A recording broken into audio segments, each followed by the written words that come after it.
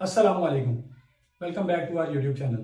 तो आज हम आए हैं DHL लाहौर में, जहाँ पे हमने इंस्टॉलेशन किया है 6 किलो वाट के एक हाइब्रिड सिस्टम की, जिसमें हमने इंस्टॉल किया है 6 किलो वाट का सोलिस का हाइब्रिड इन्वर्टर, जो कि IP66 रेटिंग में आता है, और साथ में जिंको एन टाइप 12 पैनल्स।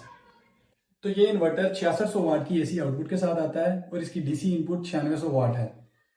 अभी के लिए हमने 6-6 की 2 स्ट्रिंग्स यहाँ पे अटैच की हैं, क्योंकि इसमें डुअल MPPT है, तो हमने 6-6 की 2 स्ट्रिंग को लेके आए हैं और उसको यहाँ पे इंस्टॉल किया है। उसके अलावा हमारे पास वाईफाई डोंगल, ब्लूटूथ डिवाइस और हैवी लोड और लाइट लोड की आउटपुट्स कनेक्ट हैं, और ये हमारी वो लैन केबल है जो CT के साथ अटैच है, और इसके ज़रिए हम इन्वर्टर की आउटपुट को कंट्रोल कर रहे हैं।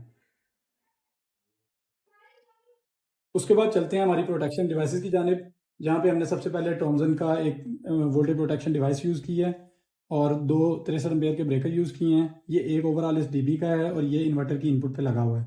उसके अलावा हमारे 2 चेंज ओवर हैं, हैवी लोड और लाइट लोड का, और ये 16 एम्पेयर के 4 फ्यूज़ यूज़ किए हैं, जो कि हमने PV के इनपुट पे लगाए हुए हैं। इस सिस्टम की इंस्टॉलेशन में सबसे बड़ा चैलेंज ये था कि हमने इसको बैटरी लेस इस्तेमाल करना था, और जब हम IP66 इन्वर्टर्स के साथ बैटरी अटैच नहीं करते तो ये स्मार्ट लोड आउटपुट को ऑन नहीं करते। और दूसरा इश्यू जो इसके साथ था कि ये DC इनपुट के बगैर ऑन नहीं होता, इसको या तो PV या बैटरी की इनपुट रिक्वायर्ड है, अदरवाइज ये ऑन नहीं होता। सिर्फ वापडा पे आप इसको बाईपास मोड में नहीं चला सकते। तो अगर हम दिन के औकात में इसको PV और वापडा के कॉम्बिनेशन से ऑन कर भी लें, और अगर रात में कभी लाइट चली जाएगी तो ये इन्वर्टर अपने आप को ऑफ कर लेगा और दोबारा लाइट आने पे भी अपनी आउटपुट को ऑन नहीं करेगा, जिसकी वजह से इनके घर का लोड बंद हो जाएगा। तो इसका वर्क अराउंड हमने ये किया है कि फिलहाल के लिए हमने अपने दोनों चेंज ओवर्स को बाईपास मोड में वापडा पे कर दिया है, और वापडा पे करने के साथ साथ हमने इसके built in zero export feature का यूज़ किया है, जिसमें हमने CT कनेक्ट कर दी है इसकी फेज वायर पे मीटर के पास। अब अगर रात के वक्त में लाइट भी जाए तो क्योंकि इनका लोड बाईपास हुआ है, तो लोड दोबारा लाइट आने पे चल जाएगा। तो जैसे ही PV इनपुट आएगी, ये सेंस करेगा कि CT पे लोड चल रहा है। तो जैसे ऑन ग्रिड इन्वर्टर्स काम करते हैं, ये बिल्कुल ऑन ग्रिड इन्वर्टर की तरह काम करेगा। डिफरेंस सिर्फ ये होगा क्योंकि हमने इनपुट पे एक CT लगाई हुई है, जो कि एक डायरेक्शन में ही करंट को फ्लो करने देगी, और जितनी सिस्टम की रिक्वायरमेंट होगी सिर्फ उतनी ही आउटपुट जनरेट करेगी। तो ये सिस्टम इन अ नटशेल एक ऑन ग्रिड सिस्टम की तरह वर्क करेगा, लेकिन इसकी जो प्रोडक्शन है वो डिपेंडेंट होगी हमारे लोड पे। जितना लोड चल रहा होगा सिर्फ ये उतनी ही प्रोडक्शन करेगा। उसके अलावा इसमें ब्लूटूथ के साथ आप लाइव मॉनिटरिंग कर सकते हैं, जो कि रियल टाइम डेटा आपको देती है। आपको 5 मिनट वेट नहीं करना पड़ता, और आप सारी सेटिंग भी इधर ब्लूटूथ या वाईफाई के साथ कर सकते हैं, क्योंकि इसमें कोई स्क्रीन या बटन्स नहीं है। तो इसकी सारी सेटिंग, सारे पैरामीटर्स आपके वाईफाई के थ्रू ही सेट होते हैं, और इसकी जो एक्यूरेसी है वो बहुत कमाल है। जितने वाट आपको एक्चुअली वापडा से चाहिए होते हैं, एग्जैक्ट उतने ही वाट लेता है। और जब इस तरह की सिचुएशन आ जाती है कि PV इनफ जनरेट कर रही हो आपके लोड के मुताबिक, तो ये बिल्कुल वापडा से ज़ीरो करंट लेता है। और ये मैंने मीटर पे भी ये चीज़ देखी है कि करंट आपका बिल्कुल ज़ीरो हो जाता है।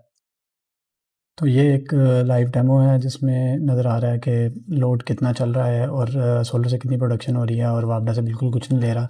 बैकअप इसलिए ज़ीरो है क्योंकि हमने कोई भी लोड इसकी इन्वर्टर की आउटपुट से नहीं चलाया हुआ, हमने बाईपास किया हुआ है, और जब तक बैटरी नहीं लगती ये बाईपास होगा, अदरवाइज़ ये आउटपुट पे शिफ्ट कर जाएगा।